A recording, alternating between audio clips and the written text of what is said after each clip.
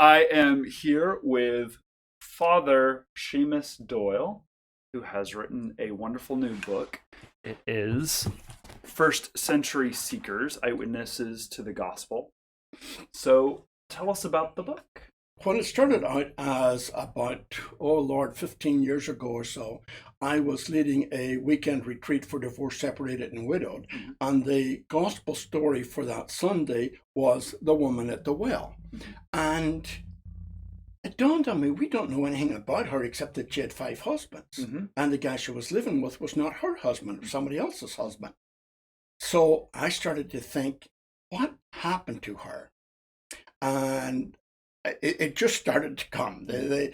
She married young.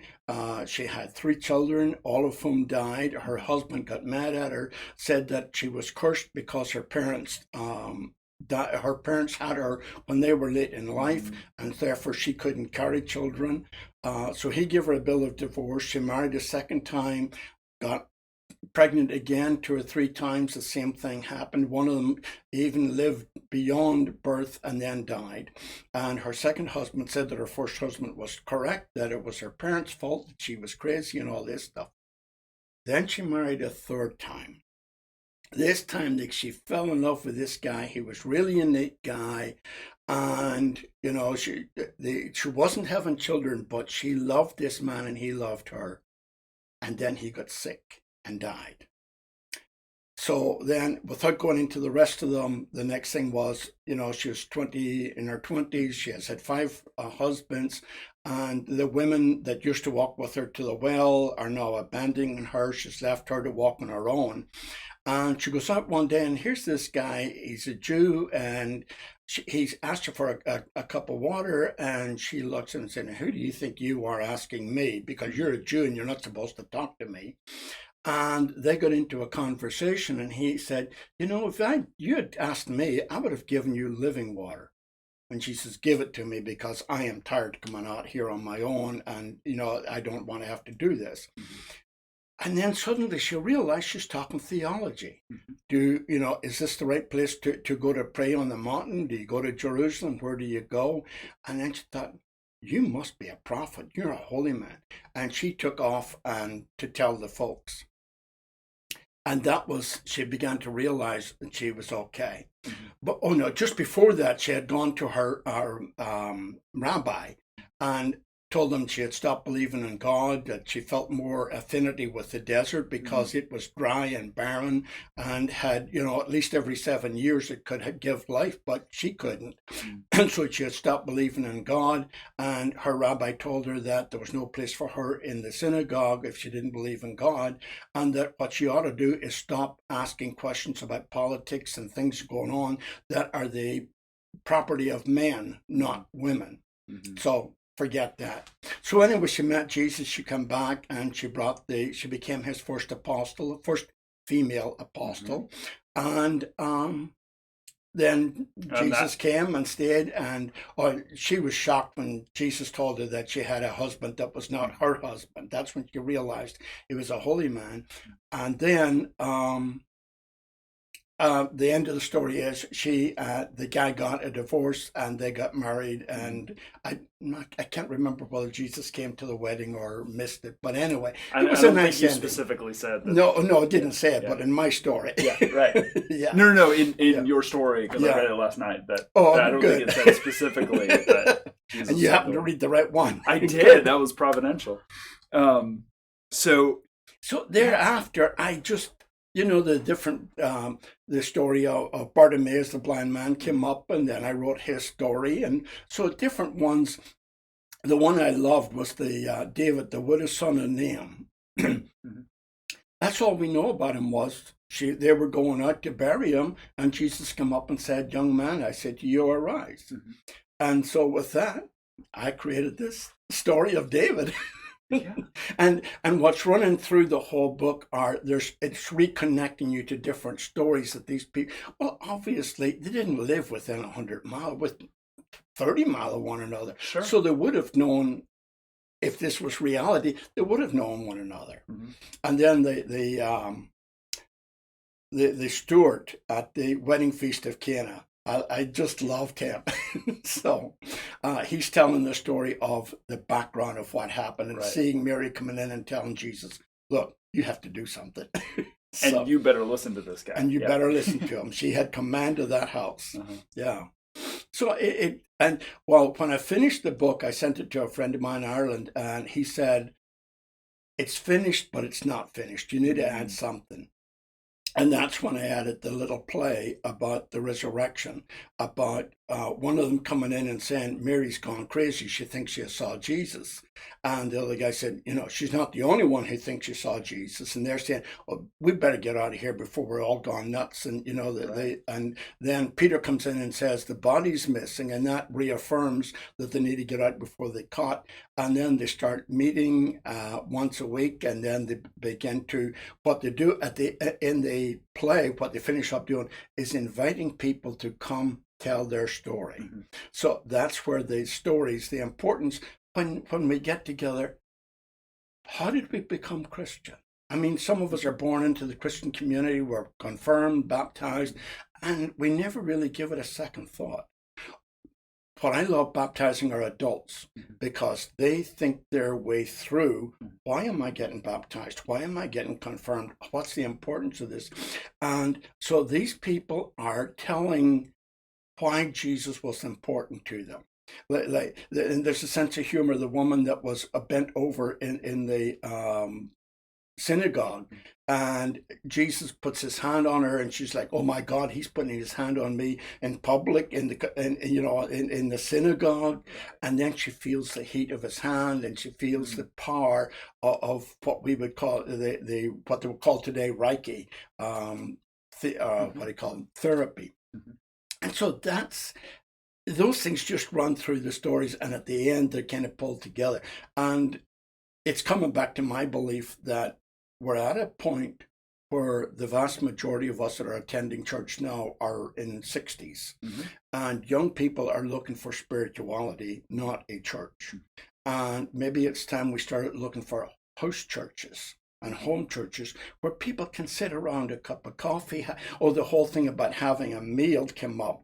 And Mary says to Peter, he said more than about do this in memory of having a meal. And he said, what did he say? She said, do this in memory of me, not in memory of what's going to happen to me tomorrow, mm-hmm. which is the death and resurrection, but what's happened to me, which is his life and teaching. Mm-hmm.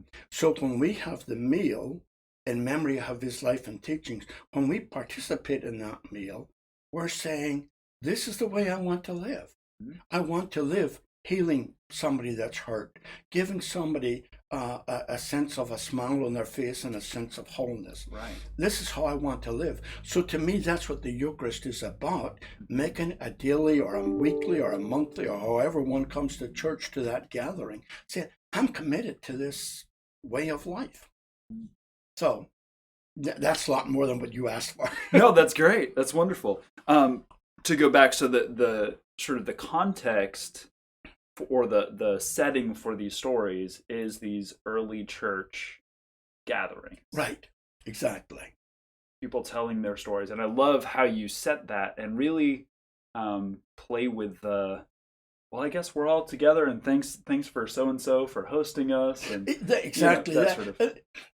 If you go to an AA meeting, you have an opening prayer and the reading, and then somebody in what they call speakers meetings, somebody gets up and tells their experience, strength, and hope. Mm-hmm.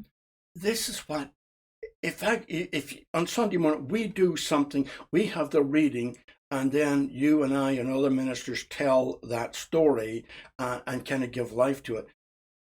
But I think if we told our own story, if people would stand up and say, this week this happened to me, and I just had an opportunity to say thank God, and I really meant it because I never thought of that, or I asked God's help, right?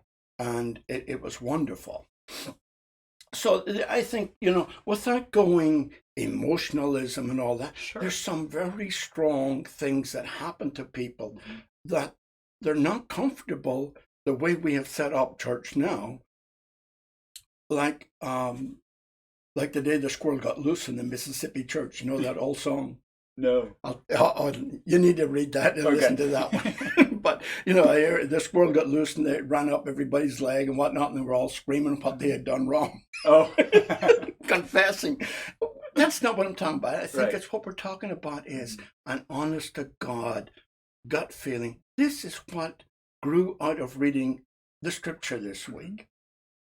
I have a couple of friends of mine up in Harrison that have now, for the last 4 months, have set aside 30 minutes a day to read the scriptures. Right. And it's amazing what it has done for them. Absolutely. Yeah, sure. And the nice thing is they call me and tell me about it. That's great. Yeah. And so much of our experience, especially when we look at the early church, is just the telling those stories. Right. This is how God has affected my life. Here's my interaction with Jesus. Yeah. And it's something that we don't always spend the time with in the modern church. Yeah. Sure. And it's something, as you were saying before, that there's a thirst for those stories. And there's a thirst for, don't tell me about theology. Tell me about your lived experience. What is it like to be Christian? Yeah. How has God interacted with you? And when you do that with maybe 8 or 9 people, over a cup of coffee, over a meal, it doesn't have to be a big meal, finger food, whatever. Sure. Do this in memory of me. Mm-hmm. Okay, so today I give a cup of water. What big difference was that? I stopped downtown, I opened the window, I handed a homeless man a bottle of water. I gave him a $5 ticket to McDonald's. But as I drove off, this is what happened to me. This is what it made me think, made me grateful for my car, for the gas, for the ability to be able to do this. And now so you get into talking about gratitude and thanksgiving and then how somebody else in the group might say, I never thought of doing that. And so this is how we build community. We deepen our spirituality. We deepen that, I never thought of Jesus in relationship to opening that window. Now it makes sense. This is what I'm doing in memory of Jesus. So that's the kind of practical theology. Practical theology, absolutely. Yeah, right. Practice. So, and as I said, you wouldn't get that in a 300-member church, or let alone 5,000. Well, and you were pointing to, sort of almost that model of AA as this, just let's get together and share our stories. And maybe there's a time for a speaker, or maybe there's just time where we're all going to share. This is what my week Well, looked usually like. the speaker speaks about 15, 20, 25 minutes, and then it's open to the room. And they usually say, we have so many people today, let's keep our sharing till 3 minutes or 5 minutes. Sure, yeah. And people are really respectful of that. They share their experience and what it meant to them that day. Right. So I think this is the same thing that we could do in church if we could get away from the idea that we can only meet on Sunday. Right. Meet any day at any time at somebody's house.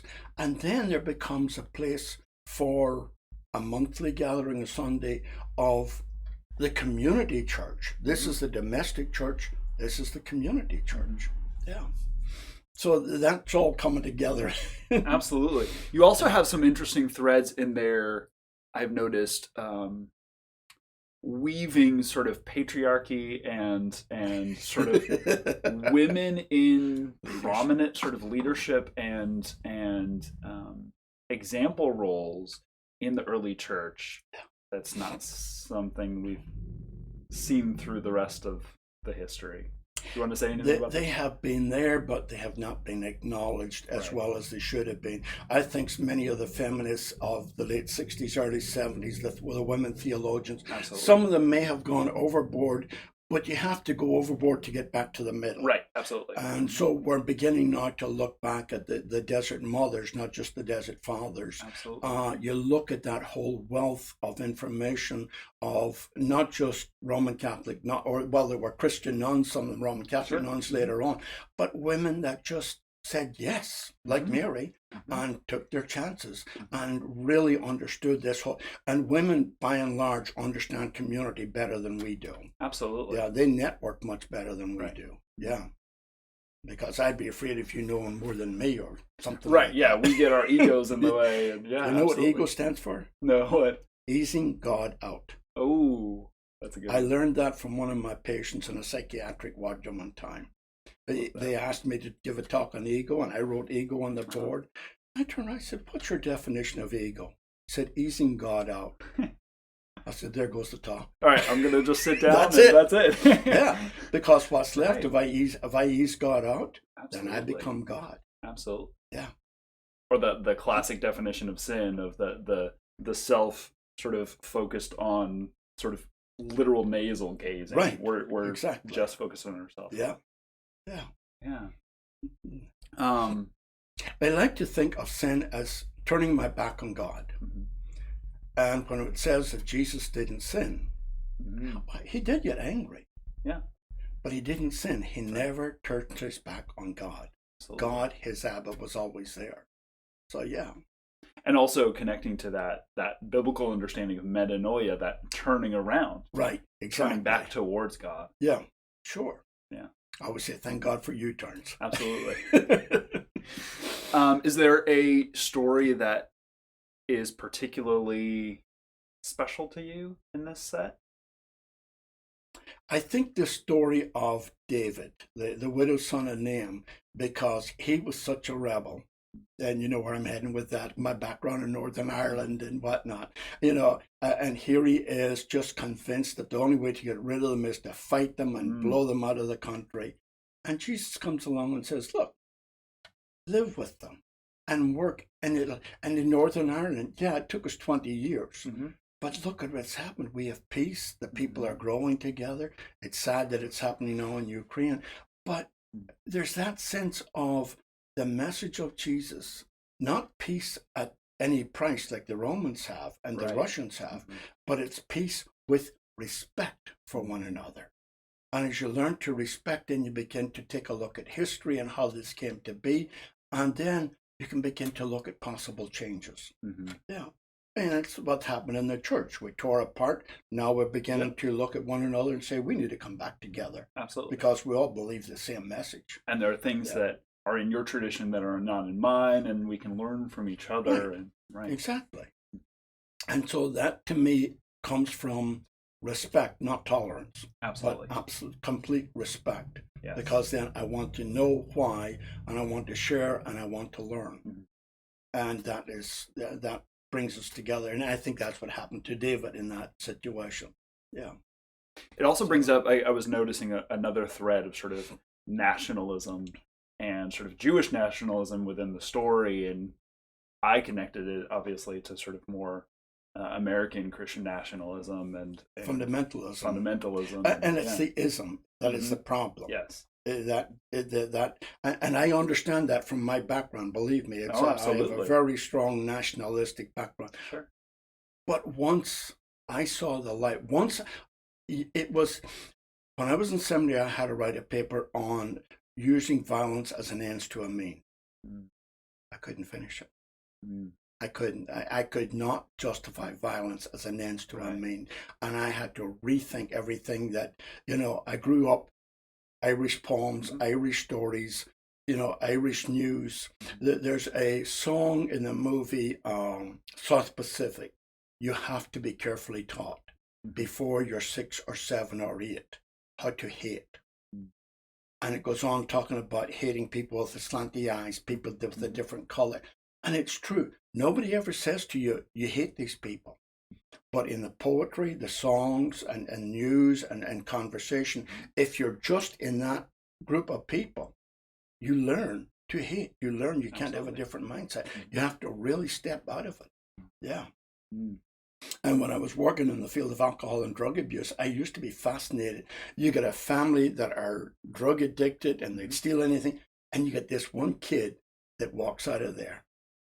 And I don't understand. They have a straight as an arrow that wouldn't touch anything that didn't belong to them. And how they got it, and we're so different. Yeah. It says an awful lot about grace and responding to grace. It really does. Yeah. Sure. Does it?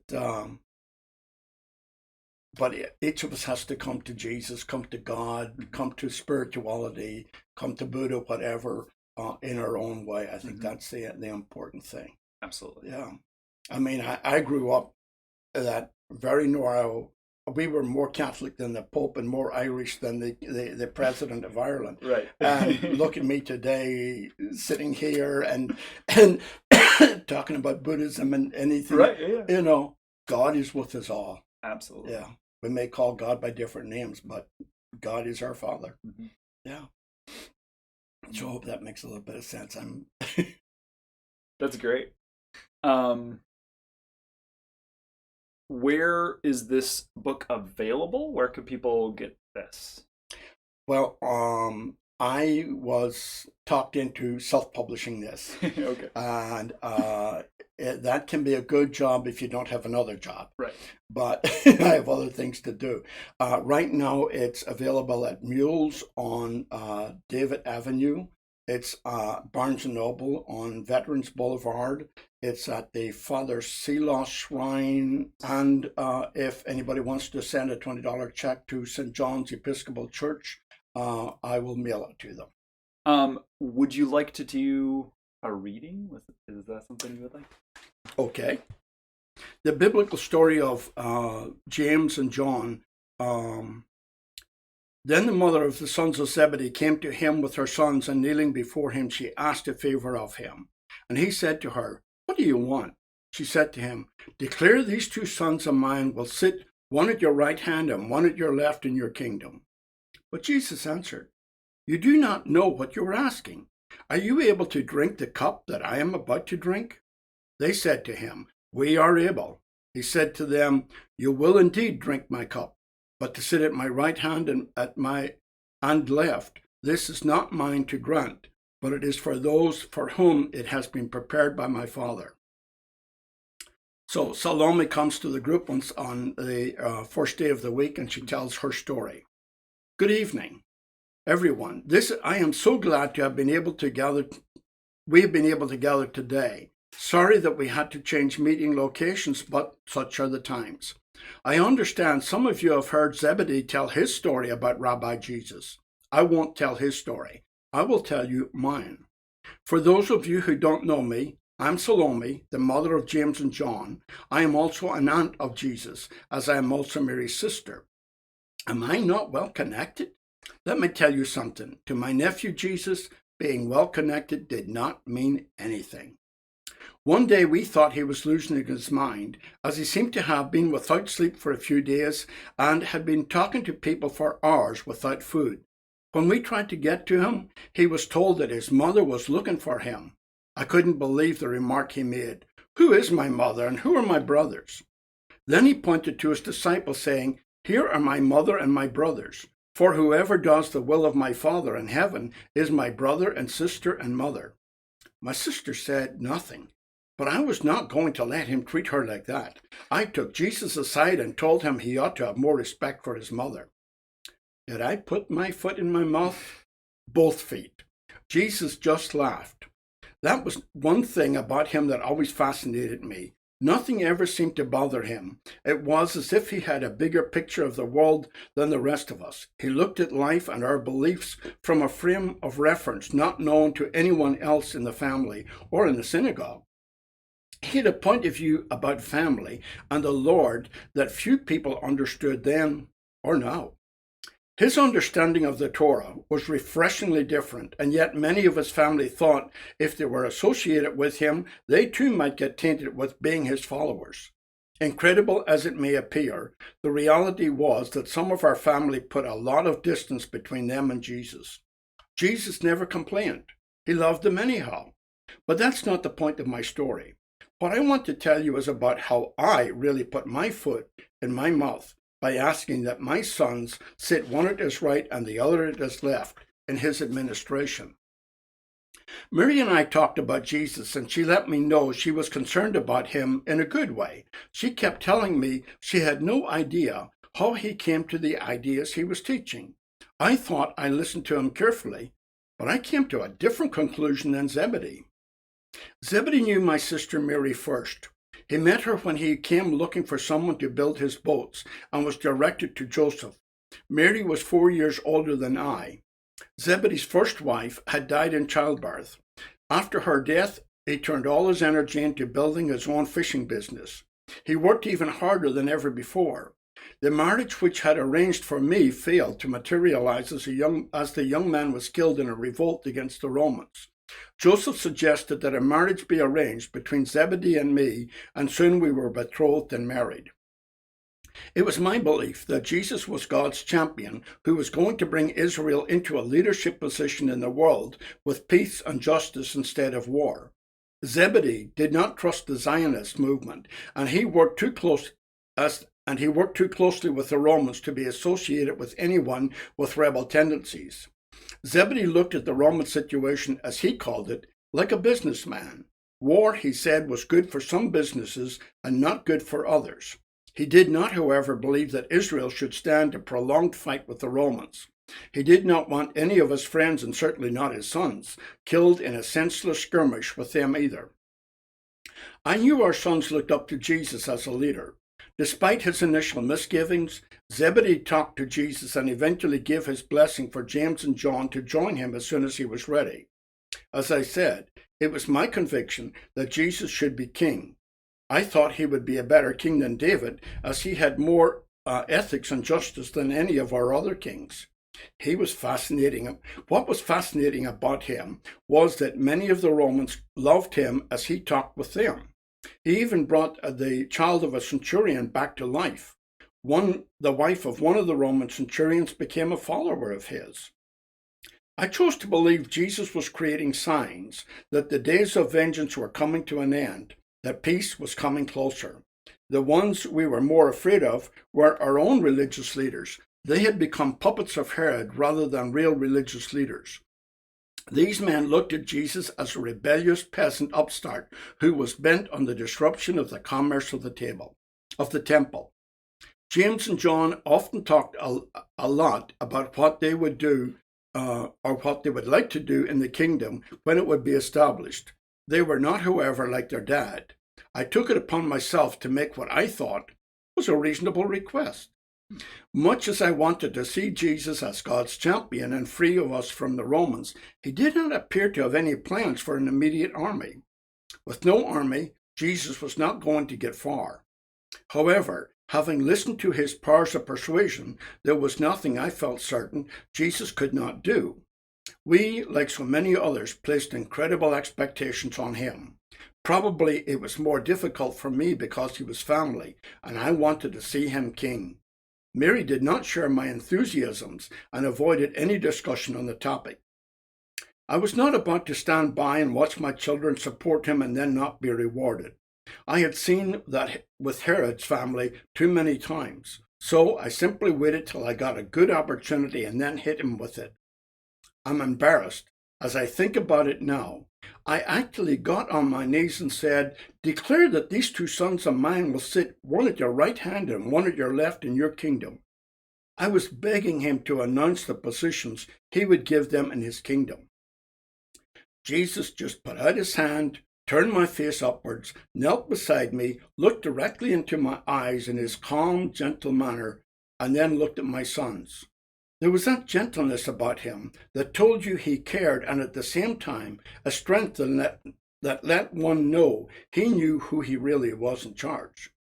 He looked at James and John and simply asked them if they believed they had what it took to be in leadership positions. Like me, they impulsively said yes.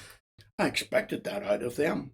They were ambitious, but they lacked that ingredient which gave them the courage of their convictions. They had the ability to do anything provided they had a strong leader to follow.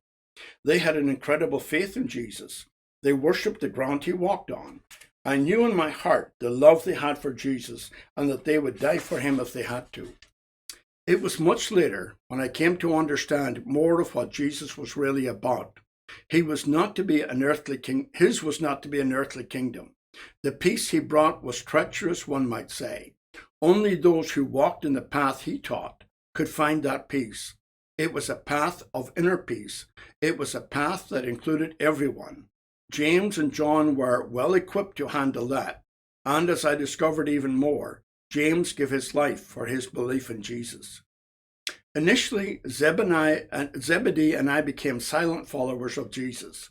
After his crucifixion, we thought it all over. Then we heard word that he had appeared to Mary Magdalene, some of the other women, and also to some of his disciples. About 40 days after he died, Peter and the rest decided it was time to stop hiding and to continue the work that Jesus had begun. So we joined them in that great work of bringing people back to God and living up to our covenant with the Lord. I don't think, in fact, I know, if I have never been at peace within myself in my life as I am these days. I never considered having Samaritans as friends. I never thought I'd see the day I'd have Romans sitting at my table. Jesus' ways are definitely God's ways, and it's sometimes difficult to live up to his standards. I am so grateful to have these memorial meals so we can share our experience and get strength from one another to this great work. Thank you all for being here. Thank you. Awesome. Wonderful. Again, I like the rawness and the messiness. Thanks for meeting us here because, we signs of the times and whatever reason we couldn't meet at that other house. Now we're at this house and working out sort of. And how often we have to do that. Oh, absolutely. These days, last minute changes, COVID, absolutely. Whatever. Yeah. Right. So these things happen and they all work out for the best if we take a breath and relax. Yeah, absolutely. All right. Thank you so much for sharing this with us. And if you're interested in getting a copy yourself, the information will be on the screen again for you to get your own copy. And thank you. Thank you. Doyle. Appreciate it. Have a great day. All right.